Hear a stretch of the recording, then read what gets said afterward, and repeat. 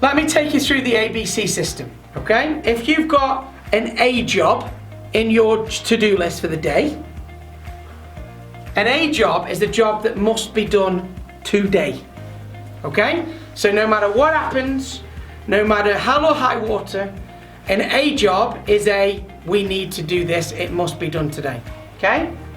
If you have jobs that are categorized as B in your list, then those jobs would be nice if you did them today, okay? So an A job, you've got to do it today, right? If your job categorized as B, it's a nice to have for today.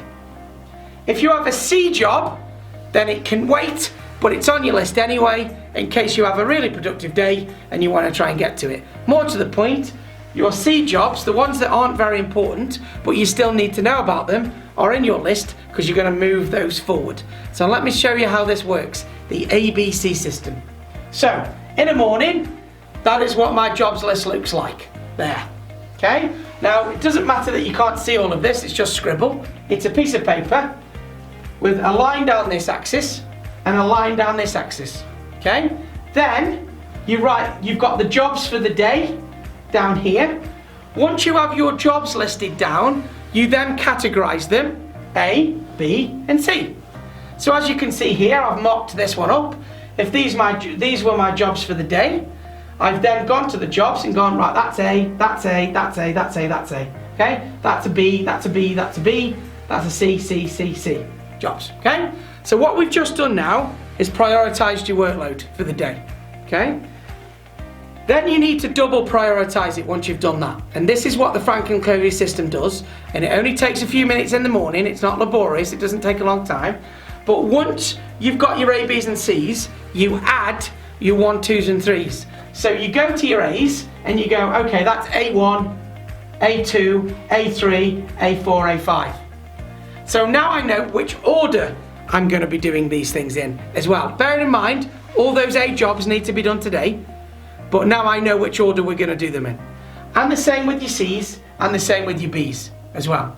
So what you've just done is double prioritized your list, okay?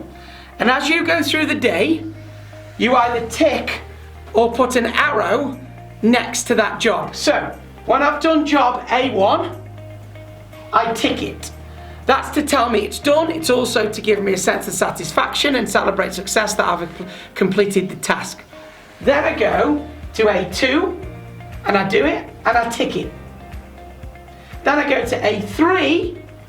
Now what I've done on A3 is I've ticked it, but I've also put an arrow, because what's now happened is as I've been doing job A3, something's come up with that job that means it may not be 100% completed today, which means I need to pick it up tomorrow or next Wednesday or Friday or whatever it may be. And what I do next is I write an arrow and next to it, and then I flip in my journal to the date that I'm going to complete that task, and I write it in at the top. I don't prioritize it on that day yet, because you only ever prioritize on the morning that you're setting your jobs up, because things can happen between now and next week and priorities might change. You'll see some of them on here. I've got no tick and just an arrow. So job C4, I didn't get to it for the day, so I've put an arrow and I've moved to tomorrow or the next day or whenever I'm going to do that job next, and I've written it in. So by the time that you get to your jobs list every morning, your jobs list is already written out for you, because you've been adding things to your jobs lists going forward. So when you get up in the morning and you get to your desk, your job list is written out for you. What you have to now do is prioritize it and double prioritize it. ABCs, 1, 2, 3s. Okay? If you then follow your list, you'll be more productive than trying to multitask. Much more productive. The only thing that should change the order of that list is if something business or health and safety critical comes into play that you weren't aware of before the morning. That's the only time that list should change. Something business critical or health and safety critical, okay? Some of you might be saying, Yeah, but what? Sometimes I don't get through my list because I get like several bloody emails all day. Well, you need some time in your day for email answering then. If that's an A job for you, if answering emails urgently is important for you, then you need to book it in. You need to book some time in for it. Because I'll guarantee you, if you look at a list like that, you're probably not going to get all that done in one day. So what you're trying to do is give yourself the best possible chance to prioritize, double prioritize, and work on the things that are important. And if you need to add time in there as well for answering emails and things like that, then you need to add time into that list. You know, you need to put an hour in for email, answer all emails, go through inbox, whatever it may be that's in there. So that is the Franklin Covey system. That's how it works. It's quite straightforward. It's right to the point. ABC 1, 2, 3.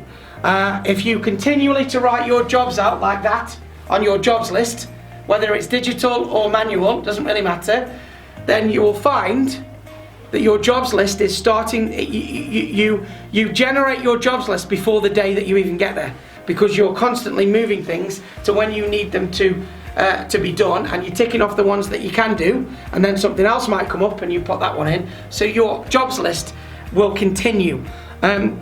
This stresses people out sometimes because it means your jobs list might be 2 months long. Yes, it does. And one of the best things that we can do with a jobs list is understand that it will never end. So a lot of people stress themselves out all day trying to finish all of their jobs. You're never going to finish all of your jobs. Not well. If you do, come and tell me how you're doing it, because most people will have other jobs that come from the jobs, and so on and so on and so on. Kev's just put Microsoft Daily Planner tool is a very useful tool to do that digitally. Works on phone app too. Fantastic. Yeah, I know that Microsoft Daily Planner has been used as well. So whether you use an ABC system, Microsoft Planner, Gantt chart, digitally, a digital some kind of to-do list, whichever way you do it, the key thing is to stick to it and keep doing it, because that will help you focus on the one thing at a time that you need, rather than that trying to multitask 6 or 7 different things at once. Okay, and also your important jobs, you need to make sure you know what is important. Some people put little tasks that they can do quickly as A jobs, just so they can do them quickly. That's fine, but is it more important than that job there at the bottom that you need to get your teeth stuck into? So again, it's just about prioritising. Andrew's put OneNote is great for phone, PC syncing lists and pictures, even better. If you can add pictures into this, even better, because the brain remembers pictures better than words as well. It's more emotive. So again, thank you for that, Andrew. So, in other words, use a system that's going to stop you multitasking. Use a daily to-do list, whichever one you want to use.